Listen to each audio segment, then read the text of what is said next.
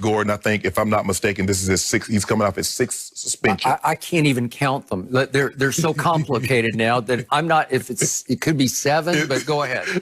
Yeah. Well, I'm gonna give him 6 since 2013, and his 5th for substance abuse. All right. But it goes to show you when teams want to give you a second chance, what do? New England gave him a second chance. Cleveland gave him so many before he left. Even Seattle. But when Colin Kaepernick, they'll find every reason why he shouldn't be in the league, and they'll give you every reason why Josh Gordon should be in the league. I got no problem with it. I'm glad they gave him an opportunity. Hopefully, this is the one that says, you know what, the light bulb goes off and says, you know what, I've been given so many opportunities, and I realize how fortunate, how blessed I am to be playing this wonderful game. I'm glad. But, Skip, do they realize when Josh Gordon gets there, you know what he should do? He should walk up to DK Metcalf and says, I was you 7, 8 years ago. Oh, was he?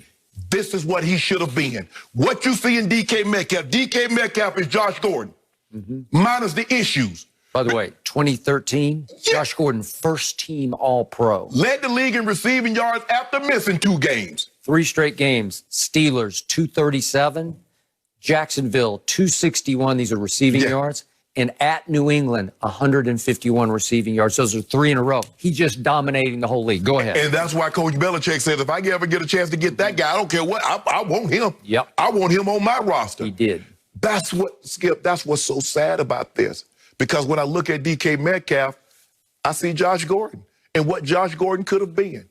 6'3", 225. So he's in the same height and ripped weight. up, yoked up. Yep. But Skip, look, I think Pete Carroll, this is a situation where Pete says, you know what, I just want to throw the guy. Because if you look at it, he got DK Metcalf, who's leading the league in receiving. Tyler Lockett, we just saw Tyler Lockett 4 weeks ago go 15 catches, 200 yards against the Cardinals. And David Moore just caught a touchdown against the Eagles on Monday night. Yep. So he comes in, he's what? He's the 4th best receiver on that team? Yep. How many balls? How many balls he's actually going to get? And by the way, what did you tell me at the end of his New England run? He looked like he had the proverbial piano on the back. Yes. But I just hope, and I'm holding out hope that this is the one. This is the time. I'm not gonna hold my breath, but I just hope this is the time that the light bulb goes off and he realizes how fortunate it is and how many, because there's so many guys that didn't get this opportunity. But I think also, Skip, because we don't look at marijuana like we once did. We look how many states are legalizing it and how they're decriminalizing the possession of it. And so I think now the NBA. The NBA said we ain't even tested for it. I don't know if the NFL is going to go that far, Skip, but I am happy that he's back. Hopefully he takes full advantage of this situation. But I want him to, Josh Gordon should know, he cost himself for probably about $50, $60 million. He did, and he couldn't help himself. He couldn't help himself, Skip. History would scream to you that he will fail again, because all he's done his whole life is fail, because nobody has ever helped him not fail. Right. These leagues, back to college football, back to high school, back to middle school football, have only enabled him to continue to fail. And he had a great quote couple of years back. He says, I have been enabled most of my life, honestly. I've been enabled by coaches, teachers, professors. Everybody pretty much gave me a second chance just because of my ability. So quickly. And that's the reason why you took advantage of it, because of your ability, and you knew you would get a second chance. Let's just quickly run through his history of drug and alcohol abuse. It started in middle school. And listen, I've been around Josh enough. I've told you this before. He is deep. He has high intellect. He just can't defeat his demon, but he knows all about his demon. He knows his demon as well as he knows himself. He says that he had adolescent trauma-based fear, even of going to class in school. He just wasn't comfortable in his own skin. So he said, I had to start self-medicating in 7th grade. You believe in this? Wow. So he uses Xanax, marijuana, and codeine starting in 7th grade, and it leads to him getting expelled from 2 middle schools, and he winds up going to, he got a basketball scholarship to what was called Westbury Christian High School in the Houston area, and he gets expelled from there, and that was for stealing electronics from other students because he just needed to pay for his drug habit. Correct. Okay? So that continues on to where he finally gets busted and he is convicted of felony credit card theft, but they just put him on probation so he can't leave the state of Texas. So he has to pick a Texas school to play for, and he picks Baylor.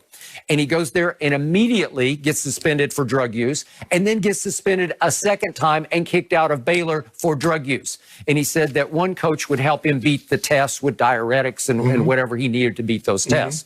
And he winds up choosing Utah for his next second chance, and he goes there and gets kicked out of school for failing a drug test before he ever plays it down. Okay? So look at the history. We haven't gotten to pro football yet. So what do you think's going to happen when he gets to pro football? 6 suspension, 7, I don't know what it is. I've lost count. We might not even know of some of the things that have gone on behind the scenes.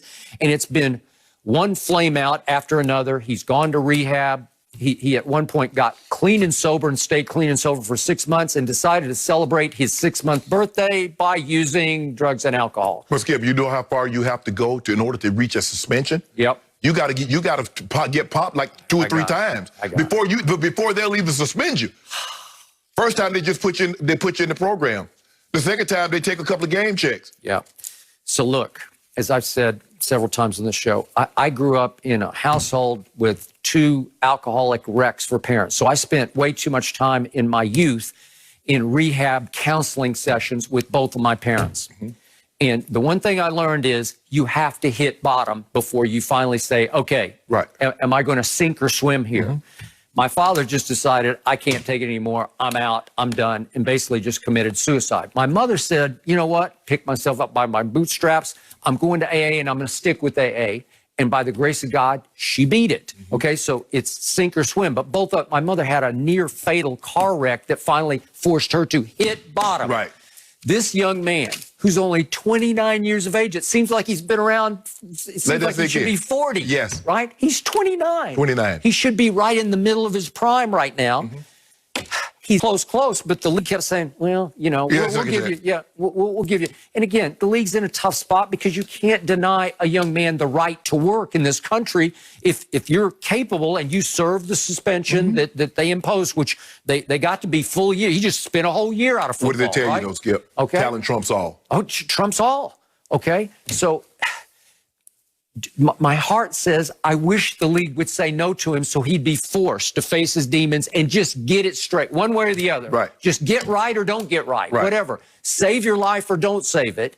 But nobody's going to force him to until finally the league says no to him. And I don't know when that's going to be. But Skip, here's the time. I don't care. You know, they can keep getting him second chance. They can be an 18th. But there's going to come a time that he's going to age out of the NFL. And then what? He will at some point. It feels like he's on his last stop now, but maybe I could be wrong. Well, Skip, we thought that in New England. I did. And we thought that for the first time around in Seattle.